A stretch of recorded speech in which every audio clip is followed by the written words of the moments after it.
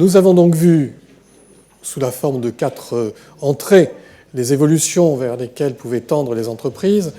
En fait, ces évolutions, bien sûr, elles ne les découvrent pas aujourd'hui, elles les ont largement anticipées. Les terrassiers sont des gens qui ont œuvré dans la recherche et dans le développement. C'est ce que nous allons voir au cours de cette dernière partie de notre après-midi. L'objectif, c'est de répondre évidemment à toutes les exigences, surmonter toutes les difficultés, faire de la prospective, trouver de nouvelles solutions, aider leurs clients au travers de différentes possibilités. Et ces recherches, ces développements sont menés par la profession et vont être présentés dans un premier temps par Patrick Boisson. Donc, vous êtes directeur général délégué de Vinci Construction Terrassement et vous allez nous situer cette recherche en quelques chiffres avec quelques exemples. Patrick Boisson. Ok, donc uniquement quelques chiffres peut-être. Mais avant de donner des chiffres, j'ai envie de dire que notre profession, elle a toujours été, enfin du moins de tout ce que j'ai connu moi, dans la recherche de l'amélioration permanente. On a beaucoup parlé de gènes tout à l'heure, là, de culture. Ouais, je crois que c'est dans nos gènes de toujours regarder un petit peu plus loin et d'avoir des idées. Il n'y a qu'à regarder la totalité des progrès qui ont été faits depuis une trentaine d'années ou 35 ans. Enfin, vous avez dû vous apercevoir dans le film d'entrée tout à l'heure, il y a un petit passage ancien. Voilà, je crois qu'il y a une grosse différence aujourd'hui entre ce qu'on est et ce qu'on pouvait être il y a encore 35 ans, que ce soit dans le domaine des traitements, que ce soit dans le domaine du matériel, que ce soit dans le domaine de l'environnement, on en a pas mal parlé, que ce soit également dans le domaine des projets, dans le domaine du numérique. Oui, c'est une profession où nous avons des idées et c'est dans notre culture. Alors en chiffres, je ne sais pas comment ça marche ça, donc... Ouais, mais je le fais pourtant. Et j'ai qu'une seule diapo à passer, hein, en plus. Voilà, c'est bon. Voilà.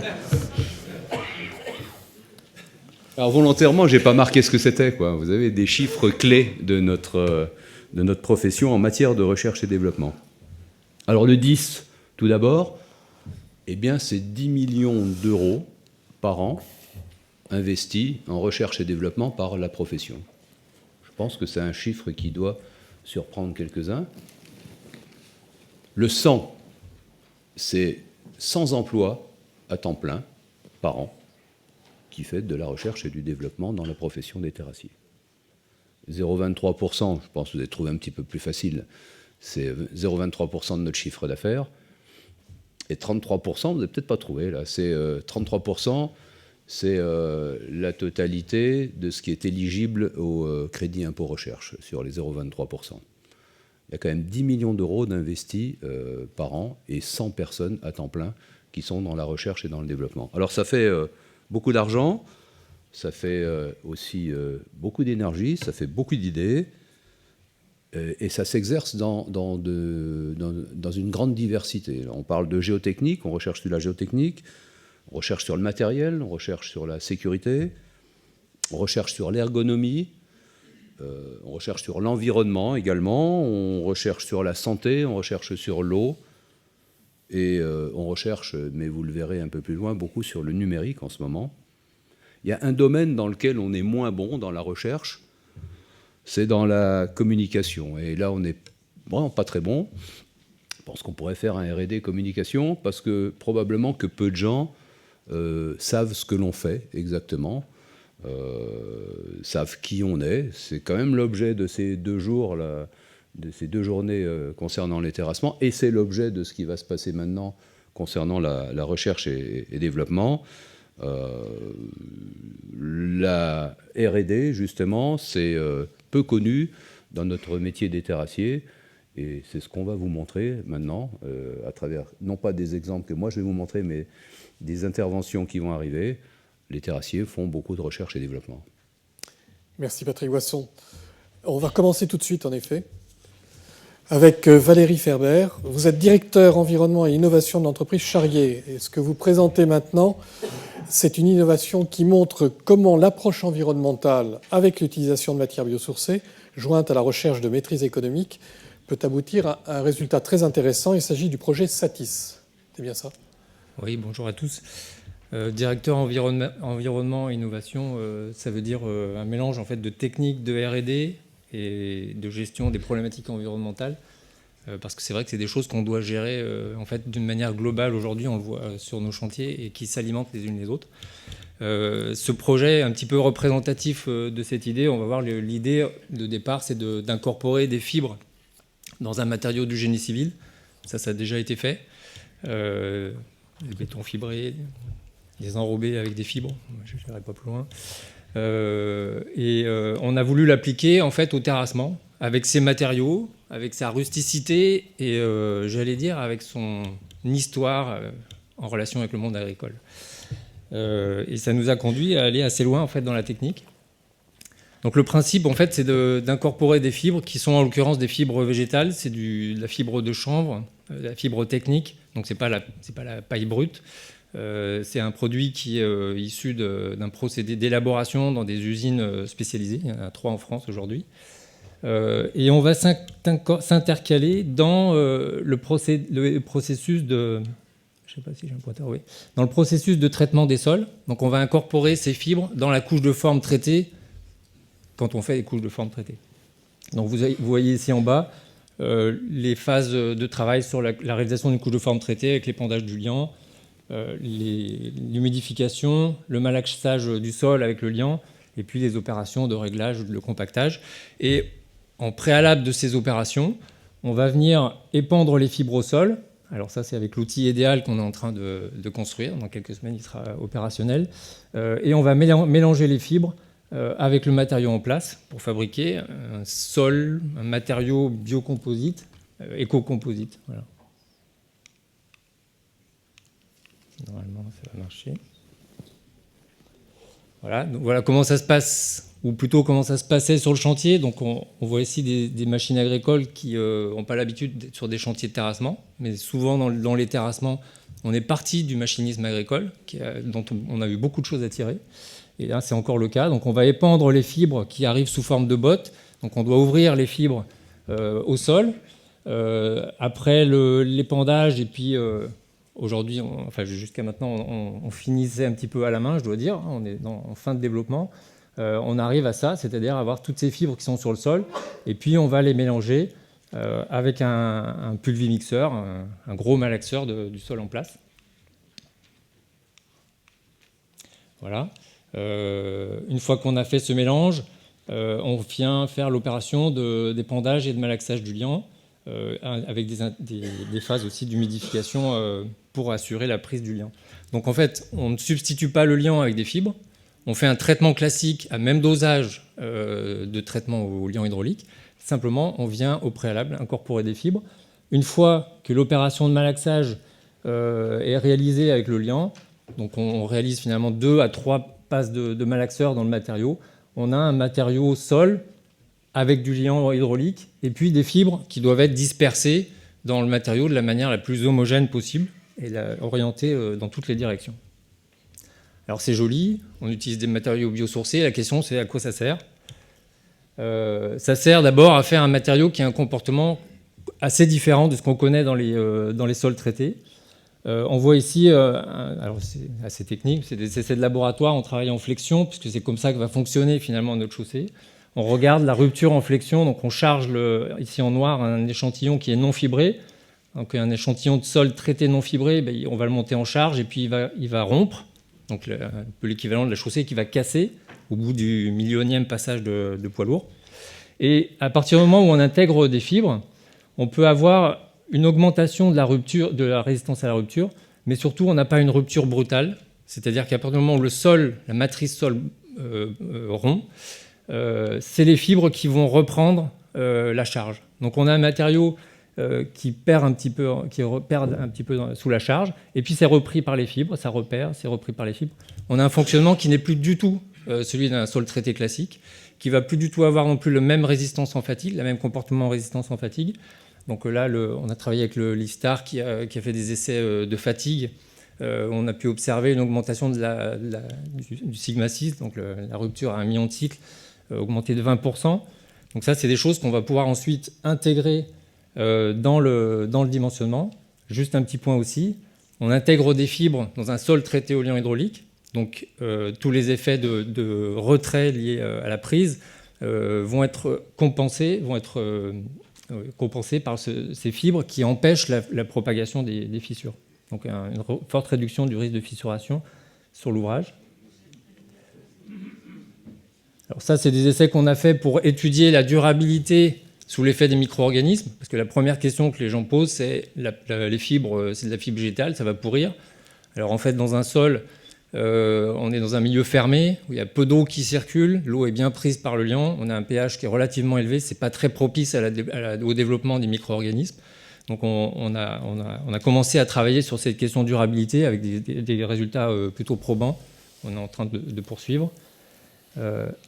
Et l'effet final, c'est celui qu'on cherche. Là, vous avez 2 exemples de dimensionnement avec 100 poids lourds par jour ou 200 poids lourds par jour. Excusez-moi, je rentre un petit peu dans le détail des structures. Mais en gros, le fait d'incorporer les fibres dans cette couche traitée de 35 cm, qui était une couche de forme, on va l'intégrer dans le dimensionnement pour réduire les épaisseurs d'enrobés de plusieurs centimètres. Alors forcément, on a un coût de mise en œuvre des fibres qui coûte cher.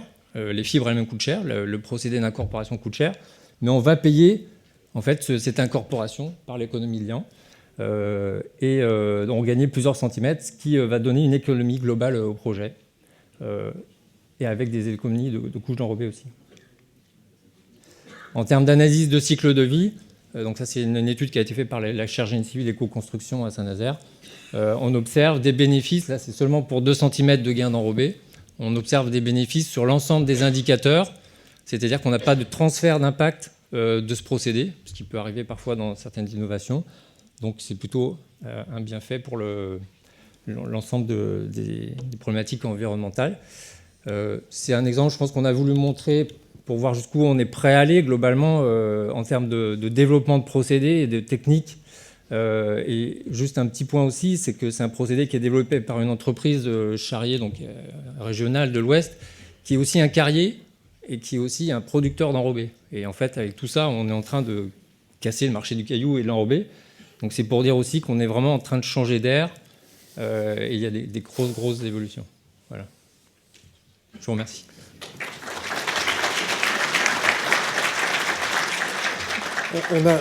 On a bien noté que le marché du caillou et de l'enrobé était brisé.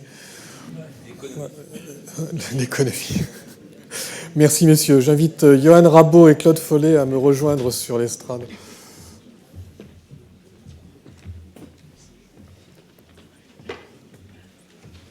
Il me manque quelqu'un. Claude Follet. Ah. Oui, après, mais comme ça, il y aura moins de remue-ménage. Non, venez là. Vous savez, je suis tyrannique. Donc nous évoquions l'économie du projet, parlons maintenant de la maîtrise technique et organisationnelle, avec 2 sujets de haute technologie, la détection laser à partir d'un drone et le BIM, le LIDAR sur drone d'abord, avec Johan Rabaud de Vinci Construction Terrassement, dont il est le chef du service topographique. C'est bien ça? C'est bien ça. C'est à Bonjour vous. à toutes et à tous. Juste une précision, on ne va pas parler de LIDAR sur drone, mais on va bien faire distinction entre LIDAR et photogrammétrie. Donc, ce qui nous a poussé à faire ces recherches, c'est l'évolution des marchés, avec notamment, on a parlé des nouveaux montages des projets, avec des montages économiques spécifiques, une nécessité de justifier les données entrantes, un timing aussi de plus en plus serré, avec des phases de préparation raccourcies. Et bien sûr l'ampleur des différents chantiers qu'on a pu connaître ces dernières années avec notamment les grands projets de LGV. Ces développements ont été possibles grâce à l'évolution des capteurs, qu'ils soient LIDAR, GNSS, inertiels ou appareils photo. Et les traitements ont été rendus possibles grâce au progrès informatique et la puissance des machines qu'on utilise aujourd'hui, qui permettent d'utiliser ces big data. Ça a permis aussi de mettre l'accent sur certains points de la sécurité, notamment en topographie, sur l'accès à des zones compliquées, voire dangereuses, et l'ouverture vers de nouveaux domaines, et notamment l'environnement, encore une fois, pour accéder à des sites, avoir des données sur des sites sans y mettre les pieds. Je vais parler dans un premier lieu du LIDAR. Le développement a été fait sur un support, sur un vecteur ULM, donc c'est un hélicoptère CH7, c'est la marque. Le principal inconvénient, enfin c'est pas un inconvénient, mais principe c'est qu'il ne doit pas dépasser 450 kg de poids total en charge. On a dû donc développer un système sous l'hélico compact et de faible masse. La vitesse d'acquisition, c'est 80 km/h. Ça permet, pour faire référence à ce que je disais en préambule, d'acquérir de grandes surfaces assez rapidement, avec une autonomie de 2h30 d'acquisition. On peut déplacer ce vecteur par la route sur une remorque, ce qui permet d'accéder au site sans mettre l'engin en vol, et donc éviter quelques contraintes météo si la météo est différente entre le lieu de décollage et le site à relever. Le bloc de mesure, il est composé principalement d'un scanner pour acquérir un nuage de points 3D que je vous montrerai après, d'une centrale inertielle qui permet d'avoir l'orientation du bloc de mesure dans les 3 directions à haute fréquence, 200 Hz, un récepteur GNSS qui nous permet de nous positionner, et des appareils photo qui nous permettent de faire des dalles orthophoto comme on peut connaître sur Google Maps notamment. Tout ça communique via des connexions Ethernet et est relié à un PC d'acquisition qui est devant le pilote et qui permet d'avoir un retour sur l'acquisition avec la position de son hélico et les données qu'il acquiert. La chaîne de traitement, même si le schéma est un peu compliqué, elle est relativement simple. On calcule une trajectoire GPS inertielle qui nous sert à générer un nuage de points directement géoréférencé, c'est-à-dire qu'on obtient un nuage de points dans la projection que l'on souhaite, sans nécessité de venir mesurer traditionnellement des points au sol pour recaler. La même chose pour les photos. On peut coupler toutes ces données et avoir les rendus suivants. Bon, je vais aller un peu plus vite. Donc ça, c'est un nuage de points bruts généré, c'est le genre de rendu qu'on a. Donc c'est des points en coordonnées x, y, z avec une donnée sur la réflectance du point, c'est l'intensité du signal retour mesuré par le scanner. On peut faire un filtrage et en générer un MNT, une orthophoto, et grâce à l'orthophoto et au nuage, on peut colorer le nuage pour avoir des rendus un peu plus communication. Photogrammétrie et drone, je fais bien la distinction, c'est-à-dire qu'on n'est pas obligé d'avoir un drone pour faire de la photogrammétrie.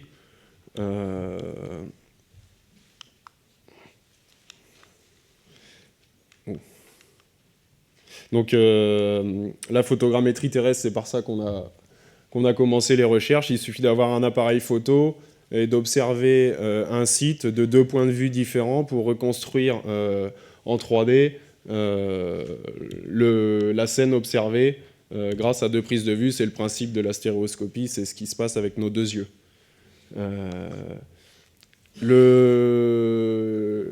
On va dire l'inconvénient vis-à-vis du drone, c'est quand les surfaces sont grandes, ça demande un cheminement, donc d'un point de vue sécurité, c'est pas forcément très bon. Ça demande beaucoup de prises de vue, et qui dit beaucoup de prises de vue dit un traitement plutôt long, parce que le temps du traitement est directement lié au nombre de prises de vue et pas forcément à la taille de l'image en elle-même. C'est ce qui nous a amené à utiliser le drone en plus de son essor un peu partout. Le drone permet d'accéder aux zones inaccessibles, de réduire les cheminements, et en plus de ça, de réduire le nombre de prises de vue pour un même site, et donc de faciliter le calcul, l'accélérer. Et en plus, ça apporte une autre donnée, c'est l'orthophoto, comme on peut avoir avec l'hélico, qui nous permet notamment de pouvoir faire du plan topo, comme on peut avoir traditionnellement. Donc les données, c'est pour un site un peu similaire, on divise par 3 le nombre de prises de vue pour une résolution à peu près identique. Donc pour résumer l'intérêt du drone dans nos métiers, c'est que ça nous offre une rapidité d'acquisition et de traitement, puisqu'on prend moins de photos, moins de cheminement, donc plus de sécurité, une automatisation, c'est-à-dire que le vol aujourd'hui se fait en automatique, le drone on le pose au sol, il a son plan de vol enregistré, il prend les photos, là on lui a demandé de les prendre, donc une répétabilité des acquisitions, et la possibilité d'accéder à des zones inaccessibles de par leur géographie, topographie, ou parce qu'elles sont polluées notamment. Il y a quand même quelques inconvénients. Le drone, il y a une réglementation qui est en cours d'évolution et qui nécessite l'intervention de toutes les entreprises et toutes les entités auprès de la DGAC, qui est l'organisme en France qui gère toute cette réglementation pour défendre les intérêts de nos entreprises, pour qu'on puisse bénéficier d'un aménagement de la réglementation et pouvoir l'utiliser sur les chantiers, puisque aujourd'hui on est à discuter avec des sociétés qui sont Airbus, Sagem et autres, et qui n'ont pas du tout les mêmes intérêts que nous, et ce qui peut faire que la réglementation ne soit pas propice à nos utilisations. C'est une préparation de mission, mais ça c'est un peu tout. La météo, bien entendu, on ne peut pas voler s'il pleut, les photos ne vont pas être de bonne qualité, c'est quand même de l'électronique. Et le dernier moins, c'est pas un moins, mais c'est juste pour le rappeler, le drone, c'est qu'un vecteur, et c'est pas une finalité en soi, c'est pas la solution miracle, mais ça nous apporte des solutions. Pour résumer un peu tout ça, ces différentes technologies apportent des réponses complémentaires aux nouvelles problématiques que j'ai évoquées en préambule, donc la rapidité d'exécution des chantiers et le besoin de répondre à des données, à des questions nouvelles. Des nouveaux besoins, ça nous permet de s'intéresser à des sujets nouveaux comme l'environnement. Ça apporte des données pour la communication. Patrick en a parlé, je pense qu'effectivement c'est un domaine dans lequel on doit s'améliorer, mais ça peut nous apporter beaucoup d'informations. Comme je l'ai dit, il faut que le monde des travaux publics et des terrassements défende les intérêts, notamment vis-à-vis de la législation drone. Et pour moi, les développements dans ce domaine du numérique ne font que commencer, et les perspectives d'évolution, comme c'est écrit, sont pour moi colossales. Merci. Merci Johan Rabaud. Donc Claude Follet. Claude Follet, vous êtes responsable du service tracé hydraulique et maquette numérique de DTP. Et vous évoquez d'abord les SIG et leurs applications en terrassement, et le BIM au travers d'un film, si j'ai bien compris. Oui. Par là. Voilà. Donc pour vous présenter le BIM d'infrastructure linéaire, je vais d'abord essayer de mettre tout le monde d'accord sur la définition, ça me semble primordial. Et il est important de parler le même langage de toute façon pour se comprendre. S'il y a une chose à retenir d'ailleurs aujourd'hui, ce serait la définition du BIM. Parce que si je vous demande tous une définition du BIM, vous allez tous m'en donner une différente. Donc je vais essayer de vous mettre d'accord avec une définition. Et après, je vous parlerai évidemment du SIG et des maquettes numériques. Alors qu'est-ce que le SIG ? Comprenez le système d'information géographique. C'est un ensemble de données basiques, des points, des lignes, des surfaces qui sont géoréférencées et qui comportent des attributs, donc des données structurées, ce qui permet donc de les catégoriser. Les données du SIG sont assez faciles à maîtriser quand on s'en tient à la définition pure. On relève un objet en XY dans le système de projection de référence, ce qui n'est pas toujours évident. Et on choisit de le catégoriser en le mettant dans une liste, on remplit les attributs et c'est fait. Ou alors on affecte les attributs à l'objet et il en déduit une catégorie. Ce qui est plus compliqué, ce serait de définir la liste des attributs et du remplissage. Il faut être pertinent pour rester simple et pragmatique afin de faciliter l'exploitation des données. La puissance du calcul des SIG, justement ultra rapide, peut amener à des dérives. On a envie de mettre tout et n'importe quoi dedans et à l'arrivée, on a une usine à gaz qui pose beaucoup de problèmes souvent aux opérateurs et aux utilisateurs occasionnels. Concernant la maquette numérique, donc, j'ai choisi une définition assez simple.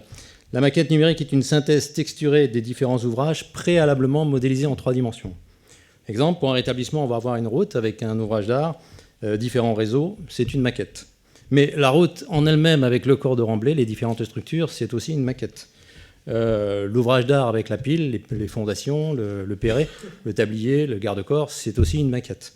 Vous avez le réseau qui va contenir des buses. Dans les regards, vous allez avoir des dalles de fond, vous avez des tampons. Ce sont des maquettes dans les maquettes. Donc, on a bien une synthèse des maquettes dans les maquettes. C'est fonction du niveau de détail qu'on s'accorde et du métier qu'on a, finalement. On parle d'objets 3D comme constituant de la maquette parce que dans la conception initiale, on n'est pas tout le temps en train de travailler en 3D. Il y a des objets qui n'ont pas besoin d'être travaillés en 3D. Quand on fait des équipements de sécurité, on peut se contenter de faire de la 2D. On a simplement besoin de les transposer en 3D dans la maquette. Pour la maquette, par contre, il est indispensable évidemment que ce soit en 3D. Reste la notion de texturage. Certains m'ont dit que ce n'était pas toujours obligatoire, surtout dans une maquette de synthèse-coordination. Auquel cas, je dis que non, la texture d'un objet est réellement vitale pour le rendu, parce qu'elle va donner une information complètement visuelle sur le rendu final. Et en fait, on lui a affecté un matériau, donc un coût, donc une façon de le réaliser. Donc là, le texturage est très important dans une maquette numérique. Alors, la définition du BIM en lui-même. Donc, le BIM est un processus, d'accord ? Je m'arrête déjà sur ça, c'est un processus. Associé à une maquette numérique, certes, réalisé à partir de données structurées qui permettent une communication unique et unique des informations. Donc, ce n'est pas une maquette numérique couplée à un SIG, c'est beaucoup plus de ça, puisque ça contient tout un environnement de travail et un environnement décisionnel. D'accord ?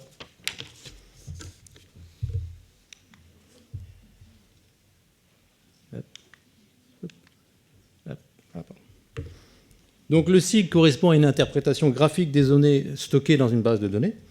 La première étape du SIG consiste à faire l'acquisition de ces données par le biais de différents moyens tels que des banques de données, des reconnaissances de sites, le SIG mobile notamment, et la modélisation des projets en données structurées SIG. Le projet Connex aussi. Une fois qu'on a collecté les données, on va faire de l'analyse. Grâce à les requêtes, on aura la possibilité de faire des recherches multiples, basées sur des éléments de localisation ou plus complexes. L'idée étant de pouvoir répondre à toutes les questions que vous voyez à l'écran. Où se trouve tel objet, tel phénomène? Que trouve-t-on à tel emplacement, inversement? Quel est le lien entre deux endroits, deux objets? Ou quand telle chose s'est passée? Ou encore plus complexe, que se passe-t-il si tel phénomène évolue de telle manière? Donc le SIG est capable de répondre à tout ça. Et plus les données seront détaillées, plus on aura la possibilité d'investiguer. Enfin, évidemment, le SIG ne serait rien s'il n'y avait pas la restitution. La grande puissance du SIG permet d'avoir des formes de cartes interactives ou figées, ou simplement des listes qui sont extraites des bases des données. Donc, un petit résumé pour le SIG. En premier, donc, une étape de recueil et de production des informations. Il faut évidemment faire les contrôles qui s'imposent et lancer les analyses afin de récupérer le résultat sous forme de carte ou de listing. Après, tout le résultat pourra être directement intégré dans les outils de travail de tout à chacun. L'un des gros avantages du SIG, c'est son moteur de calcul, encore une fois, très, très puissant, qui lui permet de répondre presque instantanément à des requêtes très, très complexes.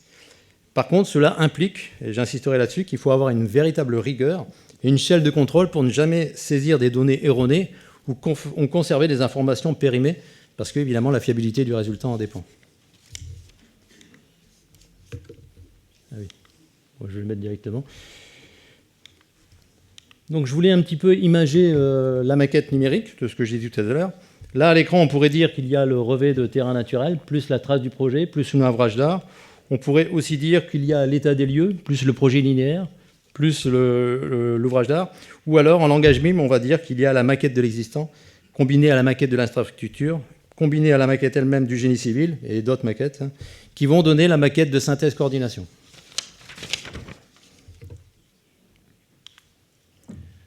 Donc la première maquette, celle qui est le plus connue, que vous rencontrez assez souvent maintenant, c'est la maquette de présentation.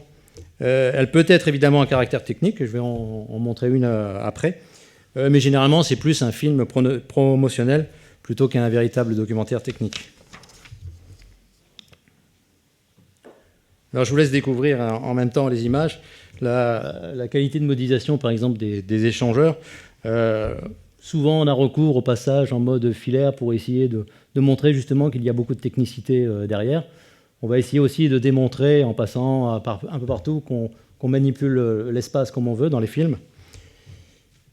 Et encore une fois, là, on va voir avec le texturage qu'on peut avoir des photos qui peuvent faire vraiment très réalistes pour essayer de vendre un peu plus le projet. Donc on va le voir là, on va voir le fondu, c'est aussi une méthode pour essayer de vendre un peu plus.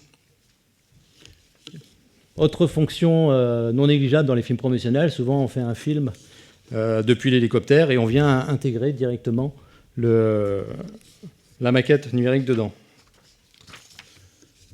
Voilà, comme ça on a l'impression de voir presque un reportage à la télé. Vu de loin, avec le zoom, on pourrait croire qu'effectivement c'est en cours. Ça va vite. Voilà. Alors la maquette numérique, c'est aussi pour faire des présentations techniques. Là, ce que vous avez vu juste avant, c'était juste une intégration d'un projet dans son environnement. Mais, comme vous pouvez le voir à l'écran, là, je vous ai montré une solution où on avait 2 tunnels dans l'étude de départ. Et on a proposé une variante de tracé en axe en plan, profil en long. Donc, on le voit quand même assez bien. Avec le zoom sur la difficulté qui est la traversée de la route nationale et avec le rendu réaliste pour essayer de donner une véritable image au client, soit d'un passage supérieur, soit d'une tranchée couverte. Donc tout ça, c'est difficile à faire si on n'a pas de maquette numérique.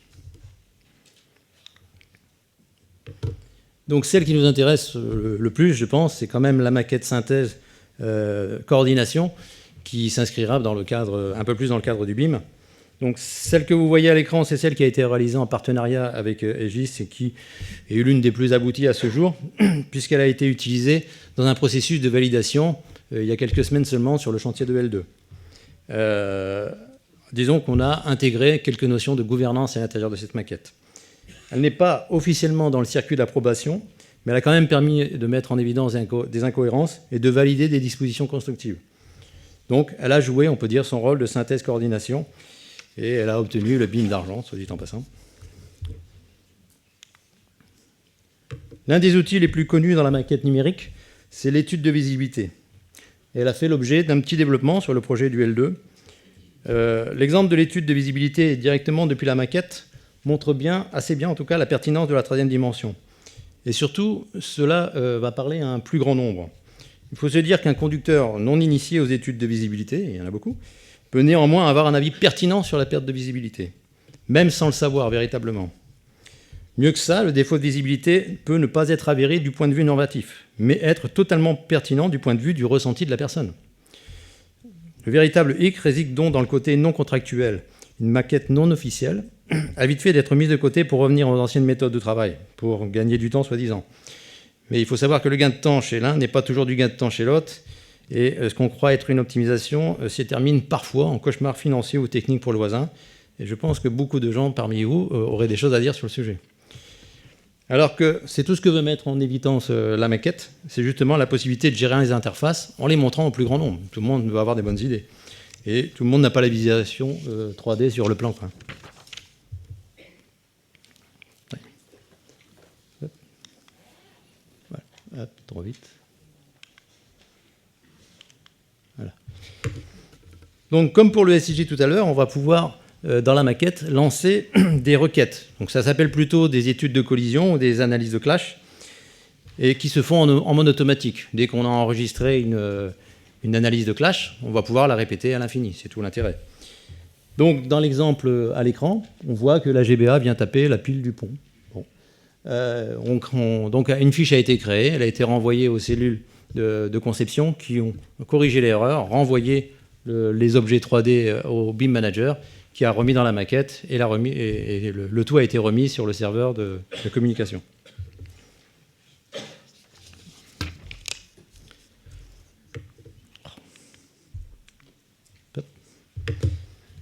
Alors, le petit schéma du BIM, donc c'est vrai qu'on part de la 2D, on obtient des objets 3D. Le planning 4D, maintenant, oui, c'est quelque chose qui se fait assez facilement. Je ne suis pas tellement pour le terme de la 5D, mais quelque part, le coût, effectivement, est une donnée importante. Pourquoi pas l'appeler la 5D? Tout ça, ça fait le BIM. Et ce qui est génial dans le BIM, c'est qu'à partir du BIM, vous allez retrouver de la 2D. Vous allez avoir des plans. Et les plans que vous allez avoir vont incorporer toutes les données qui ont été déjà rentrées, de coûts, de 4D, de 3D. Vous pourrez avoir un plan à un instant T avec le coût de l'opération à ce moment-là. C'est quand même assez fantastique. Alors ce que je voudrais surtout dire sur le BIM, c'est qu'il ne faut pas s'attendre à ce que ce soit révolutionnaire. On sait faire de la maquette 3D maintenant. Le BIM, c'est l'étape d'après quand même. Donc il ne faut pas essayer de s'imaginer de faire du tout en un. Il ne faut pas essayer de se dire qu'on va trouver le logiciel miracle qui va tout faire, qui va régler tous nos problèmes. Bon, je pense qu'il faut continuer de travailler sur les outils de conception pour les améliorer, pour que toujours on puisse les incorporer dans le BIM. J'ai été à Oslo faire un petit voyage justement parce que les gens travaillent là-bas avec la maquette en permanence. Et il y a un chef de chantier qui m'expliquait qu'il faisait les analyses de clash sur la maquette. Et un jour, ils en ont eu 500 à corriger d'un seul coup, forcément.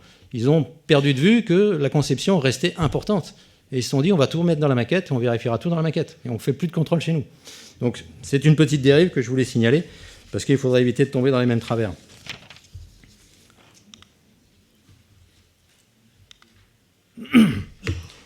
Du point de vue normalisation, c'est un chapitre important et comme vous pouvez le voir, on est tous impliqués, tout le monde fait sa petite BA là-dessus, c'est très très bien.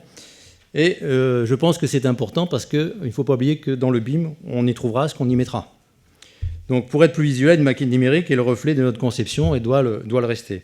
Les opérations de contrôle doivent rester au cœur de nos préoccupations en amont, c'est ce que je disais. Et il ne faut surtout pas se dire qu'on va gagner du temps à faire de la contrôle dans la maquette.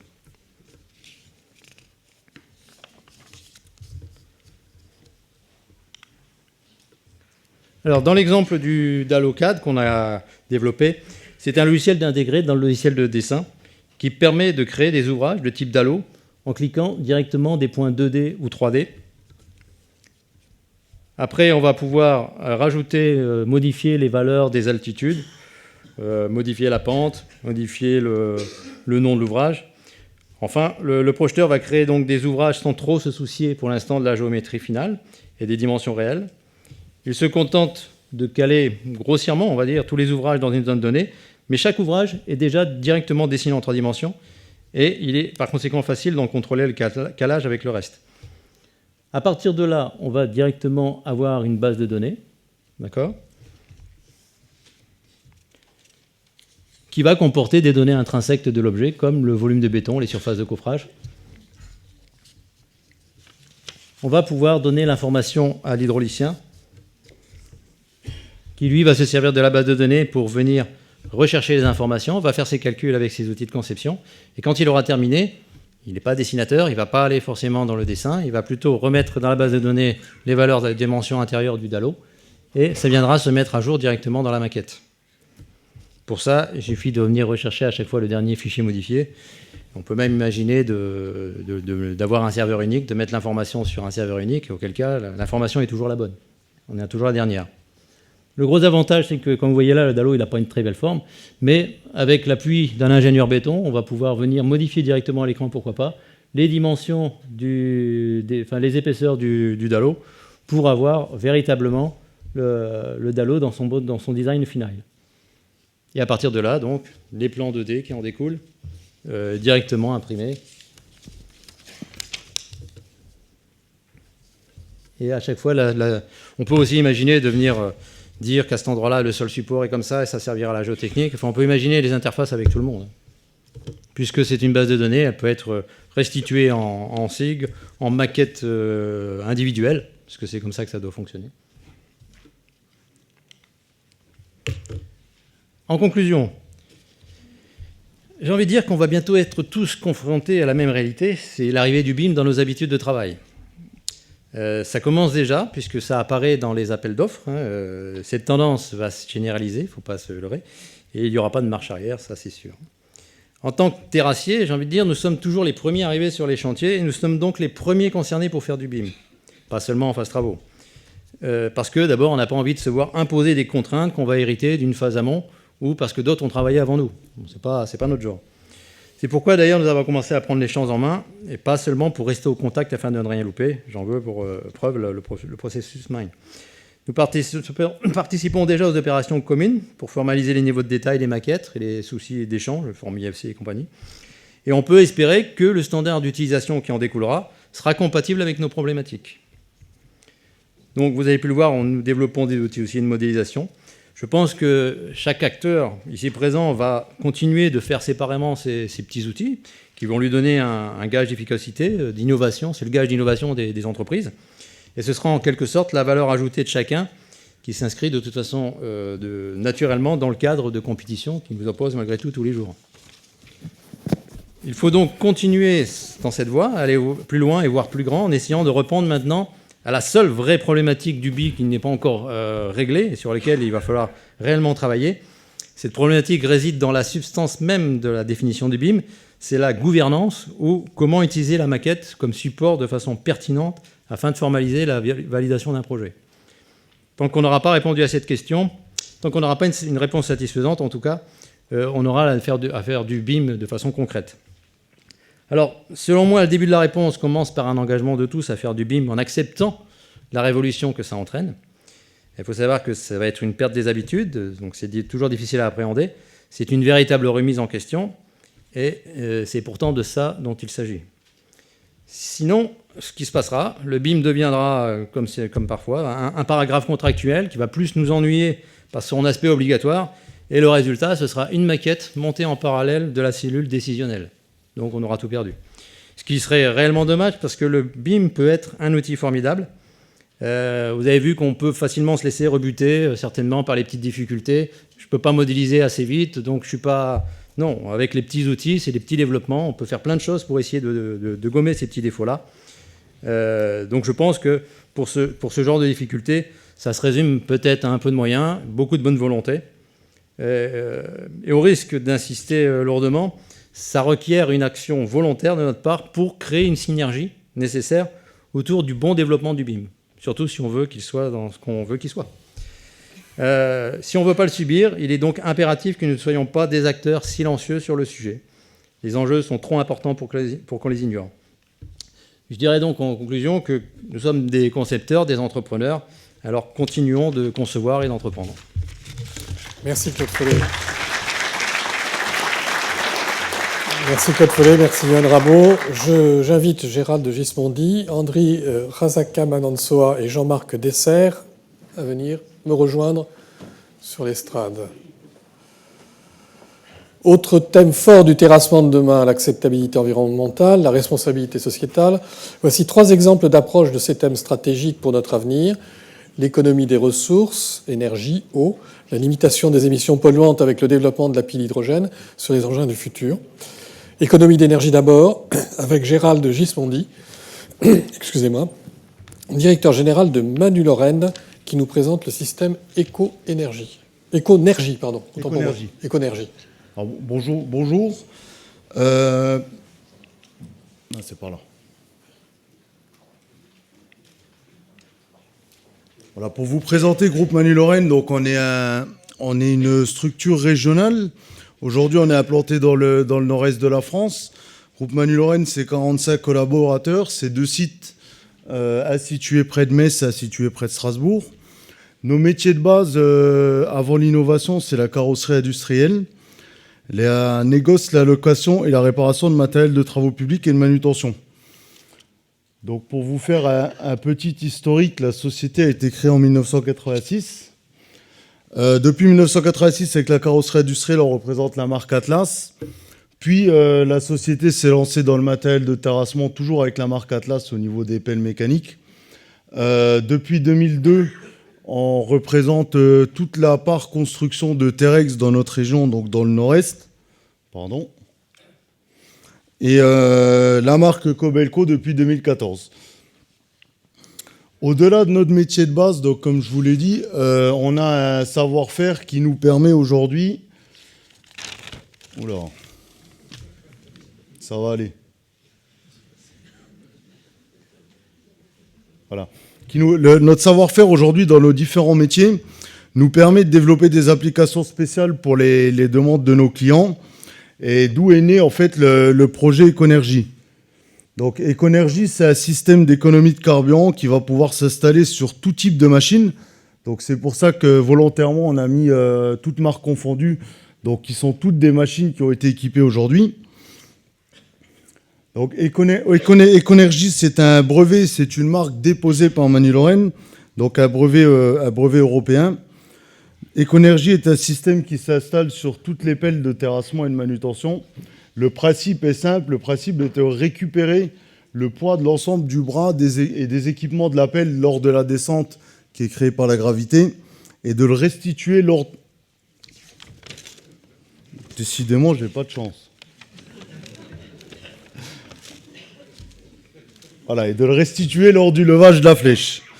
Donc le gros avantage d'Econergy aujourd'hui, et puis l'avantage qu'on cherchait à la base, était l'économie de carburant. Donc aujourd'hui, on a pu prouver sur des machines, notamment en manutention, une économie de carburant jusqu'à 50%.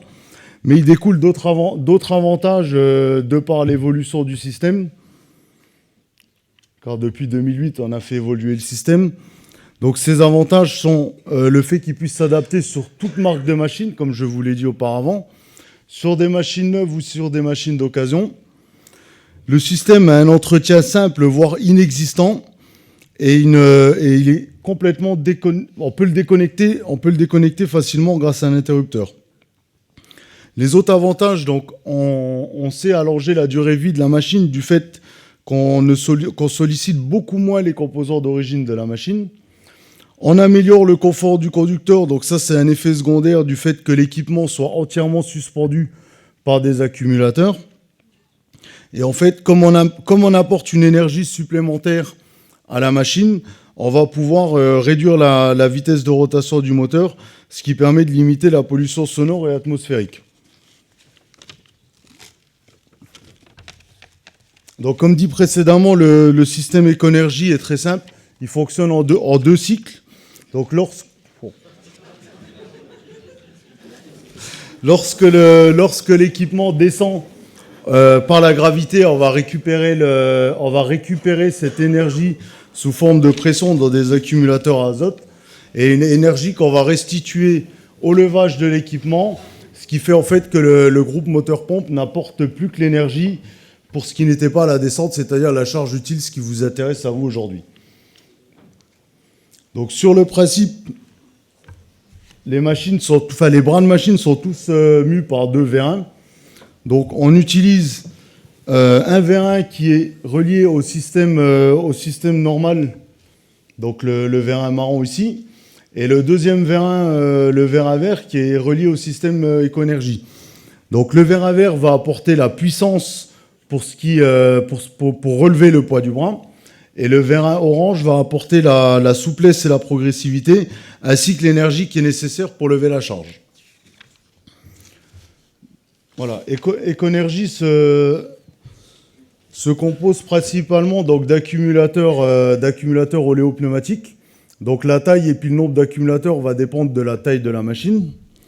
Ensuite, on a une interface électronique qui va gérer, en fait, en fonction des données d'entrée, qui va pouvoir restituer l'huile dans le vérin au bon moment. Un bloc de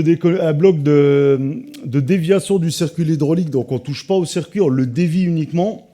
Et un bloc de régulation qui, lui, va gérer l'huile qui rentre ou qui sort des accumulateurs en fonction de l'unité centrale. Donc tout le cœur du système Econergy tient en un seul bloc, donc qui permet vraiment une installation facilitée sur la machine. Les blocs hydrauliques sont faits à 2 tailles différentes, donc un pour des débits de 300 litres minute pour des pelles pouvant aller jusqu'à 50 tonnes.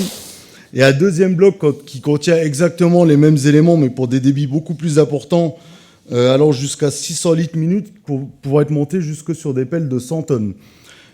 À savoir également que les blocs peuvent se monter en parallèle pour pouvoir éventuellement être montés sur des pelles minières. Donc je vous invite à regarder une petite vidéo si ça veut bien fonctionner avec du son. Voilà, avec le système Econergy développé par Manny-Lorraine, les organes travaillent de manière différente. Celui-ci se compose des organes habituels sur lesquels viennent se greffer le régulateur Éconergie et ses accumulateurs. Les deux vérins sont alors dissociés et gérés séparément. Le premier vérin travaillera sur un circuit directement relié au système de régulation Éconergie et aux accumulateurs oléopneumatiques. Le second vérin restera connecté au réseau hydraulique classique. En phase de démarrage de l'engin, ceux-ci ne sont pas encore chargés. C'est donc lors de la première descente de bras que l'énergie accumulée dans les vérins sera redirigée vers les accumulateurs et non plus vers le réservoir. Le système est donc prêt à fournir l'énergie nécessaire à la prochaine montée, soulageant ainsi la pompe qui n'entrera en action que pour compenser le poids de la charge. Les accumulateurs équilibrent, par le biais de ce réseau hydraulique autonome, le poids du bras, laissant ainsi disponible toute la puissance du moteur par l'intermédiaire de la pompe pour les mouvements du godet, de rotation ou de déplacement de l'engin. Aussi, l'asservissement en temps réel du système permet à la pression des deux vérins de communiquer en cas de besoin pour ne pas affecter les capacités de la machine. Voilà, merci. Et donc là, pour parler un petit peu résultat, parce qu'en plus du gain de consommation, comme je vous l'ai dit, on peut augmenter la productivité de la machine. Là, vous avez un résultat d'essai qui a été fait sur une pelle Kobelco de 26 tonnes. Donc en mode E, le mode E, c'est le mode économique. Où on voit une baisse de consommation donc, qui est passée de 18 litres à l'heure à 15 litres à l'heure, donc 13% d'économie de carburant, et un rendement qui est passé de 180 mètres cubes heure à 214 mètres cubes heure, donc une augmentation de 19% de la productivité de la machine, donc un apport énergétique de 32% dans le cas là, et en mode E, à savoir qu'on peut avoir des résultats nettement plus efficaces dans les modes suivants. Donc voilà, et pour terminer, un tout petit bout de vidéo sur un partenariat qu'on a fait avec Bouygues Construction et DTP qui nous ont invités aujourd'hui, donc je remercie, sur la même machine équipée et pas équipée, où vous pouvez voir en haut que la rapidité d'exécution des mouvements est nettement plus importante avec le système Éconergie qu'en bas sans le système Éconergie.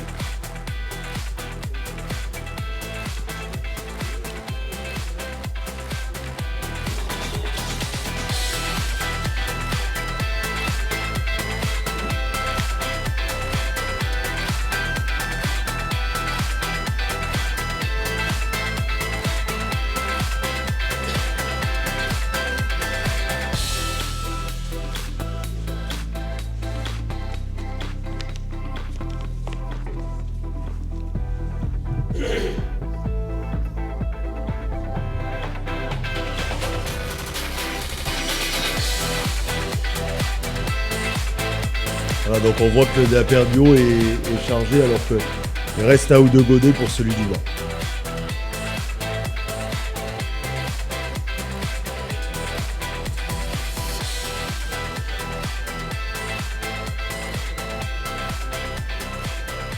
Donc je vous remercie pour votre écoute et on se tient donc à l'extérieur sur le stand des terrassiers à votre disposition pour tout renseignement.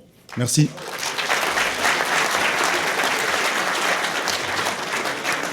Merci Gérald Gismondi pour cette présentation animée à tous les points de vue. Après l'énergie, l'eau. Andri Razaka-Madansoa, chercheur au laboratoire géomatériaux et modèles géotechniques du département GERS de l'IFSTAR de Nantes. C'est bien cela. Et vous nous présentez la thèse sur la génération de la poussière sur une piste de chantier et la recherche de moyens pour la limiter avec un minimum d'eau. On est bien sur l'économie d'eau. Oui, nous écoutons. Donc cette fois-ci, comme ce qui a été indiqué, je vais vous parler de l'économie d'eau dans le terrassement.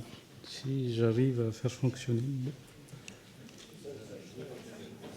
Voilà. Donc si je reviens un peu par rapport à l'historique de ce projet, en fait, c'est le fruit de la collaboration avec les syndicats de terrassiers. Ça fait depuis quelques années. Donc on a commencé par, à la demande des syndicats de terrassiers, en fait, à effectuer une étude bibliographique pour faire une synthèse, en fait, des pratiques dans le monde entier, en fait, en termes d'économie d'eau pour l'arrosage des chantiers de terrassement.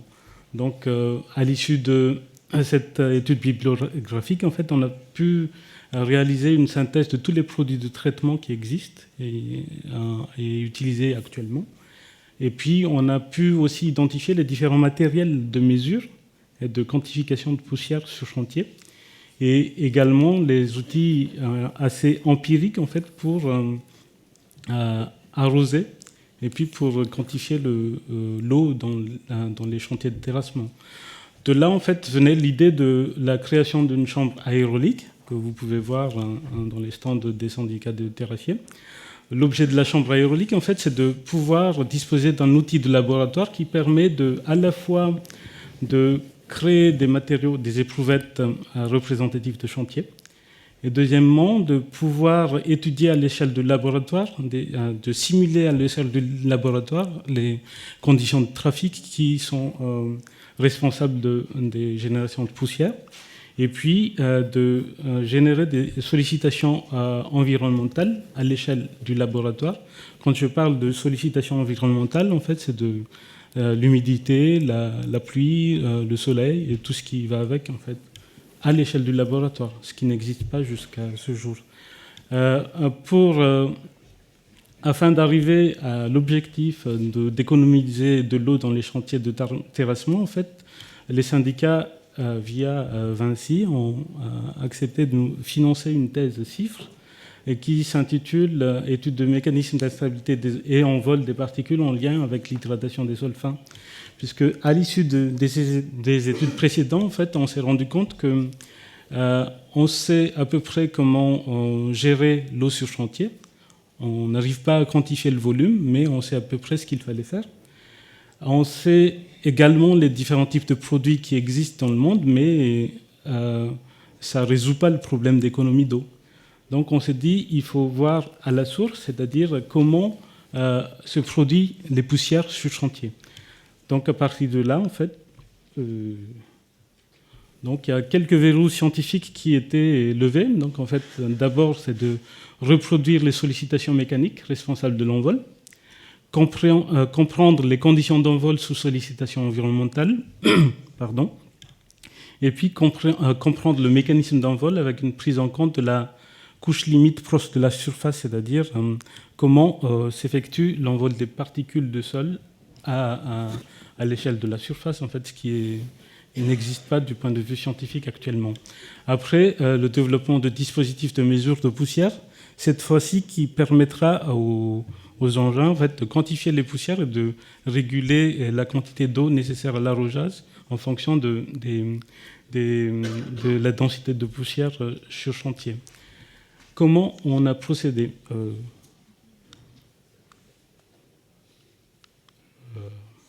J'y arrive pas.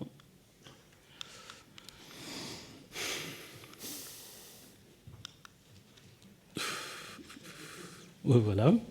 Donc, dans le cadre de la thèse, donc, en fait, il y a plusieurs points qui vont être étudiés, qui sont abordés aussi.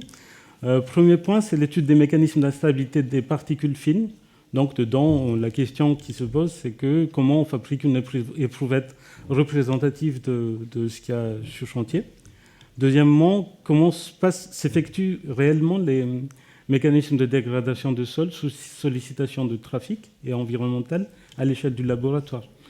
Donc, après ça, en fait, on va effectuer des études de mécanismes d'envol des particules fines à l'aide de la chambre aérolique et à l'issue de tout ça, d'essayer de donner des recommandations, des seuils d'émission ou de potentiel d'émission éventuellement pour certains matériaux. Donc l'originalité de la démarche, en fait, déjà, c'est par rapport à la représentativité de la fabrication d'une éprouvette représentative. Comme vous le savez, à ce jour, on utilise la référence qui est Proctor, qui consiste à compacter avec un coup, ce qui est un chargement vertical.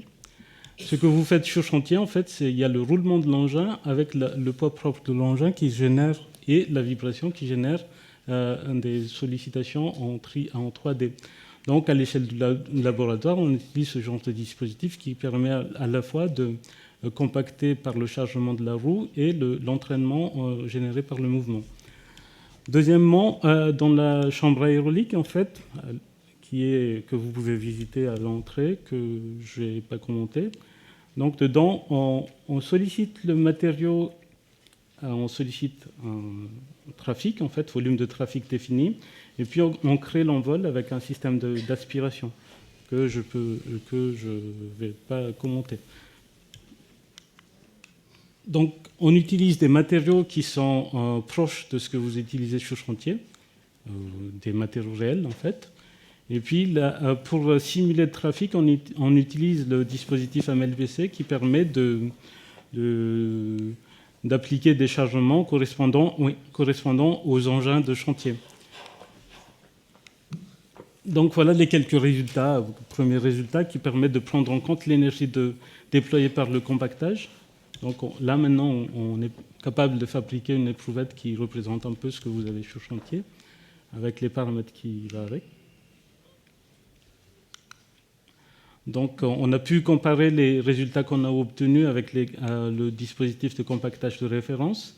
Non seulement on ne s'est pas contenté sur la densité moyenne que vous mesurez, mais on est allé jusqu'à l'échelle de la microstructure pour voir ce qui se passe. Donc en perspective, en fait, proche, on va effectuer des différentes sollicitations qui simulent le trafic, éventuellement la pluie et le séchage via l'ensoleillement sur chantier. Donc c'est la suite dans les prochains jours de la thèse, en fait, en gros.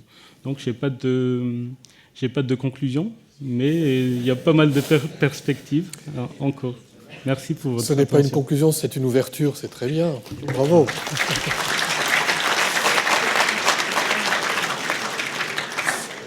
Nous revenons à l'énergie, non pas sous l'aspect économie, mais sous l'aspect substitution de moyens, avec un peu de prospective sur les engins du futur, les ouvertures qu'apporterait l'usage de la pile à hydrogène. Je laisse la parole à Jean-Marc Dessert, qui est directeur technique de Vinci Construction Terrassement. Merci et bonjour à toutes et à tous. Oui, je vais essayer de vous présenter un peu une démarche un peu proactive d'une recherche d'énergie de substitution au gasoil que nous utilisons tous dans la salle pour conduire nos terrassements. Et cette source d'énergie qu'est le gasoil a deux inconvénients. La première, c'est qu'elle est maîtrise de CO2. Et la deuxième, enfin même trois, la deuxième, c'est qu'elle fonctionne dans des moteurs dits à explosion. Donc qui dit explosion dit bruit. Et ensuite, un troisième inconvénient qui est non le moindre, à savoir, ça fait tous les 10 ans on dit la même chose, mais dans 40 ans, il n'y aura plus de pétrole. Mais on a des idées, comme l'a dit quelqu'un avant moi. Pourquoi ? Donc, on s'est orienté vers l'hydrogène. Pourquoi l'hydrogène ? Parce que l'hydrogène, pour produire de l'électricité, il rejette que de l'eau pure, qui plus est.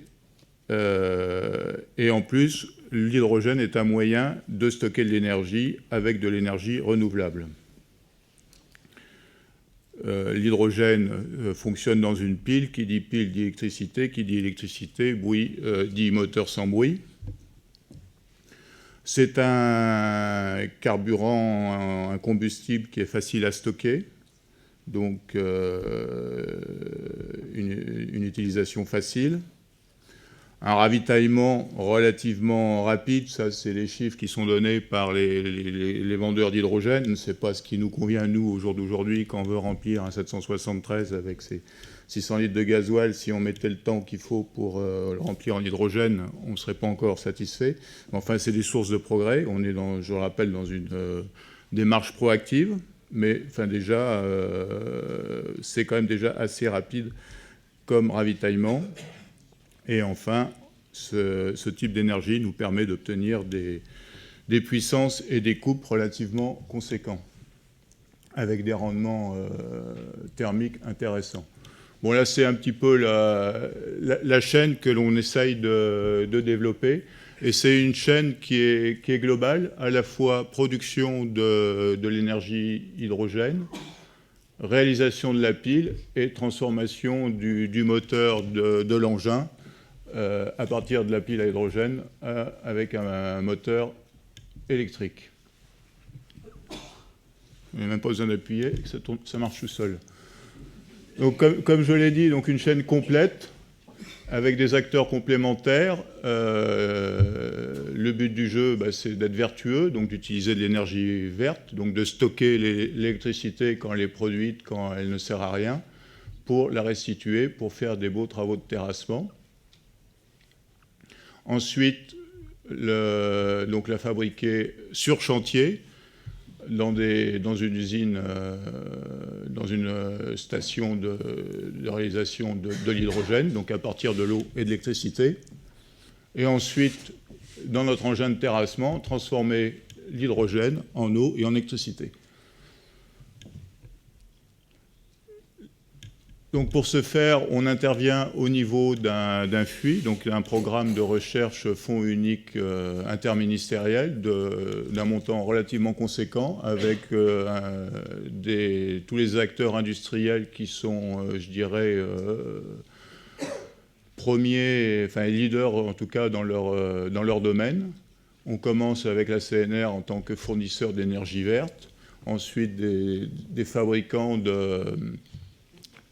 d'usines à hydrogène, des fabricants de réservoirs à hydrogène, parce que l'hydrogène, c'est un produit qui est quand même conservé à haute pression, puisque au jour d'aujourd'hui, les réservoirs sont à 300 bars et on s'oriente pour pouvoir développer les puissances qui sont visées, à savoir 300 kW, donc déjà des engins de chantier de belles puissances. Nécessiteront des réservoirs de 700 bars. Ensuite, l'intégration, la réalisation des piles pour délivrer l'énergie. L'intégration électronique de tout le process. Et l'intégration et le couplage au moteur de nos engins. Et l'entreprise utilisatrice que nous sommes, les entreprises utilisatrices que nous sommes, interviennent en fait tout au long de la chaîne, de manière à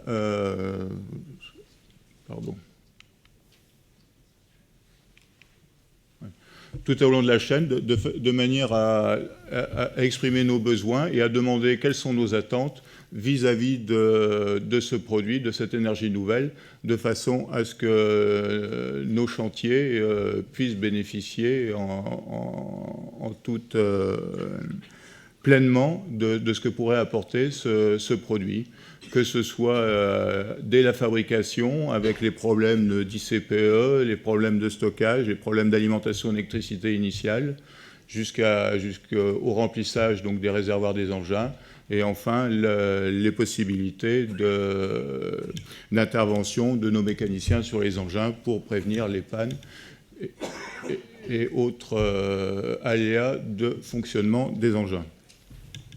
Bon, c'est un projet aussi, comme le projet précédent, qui est en cours d'évolution, puisqu'il a démarré avec un petit peu de retard, on va dire, en début d'année dernière, donc en début 2015.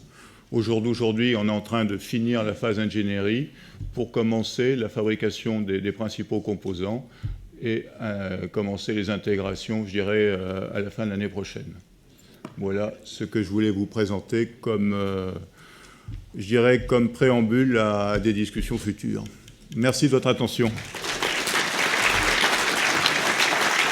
Merci Jean-Marc Dessert.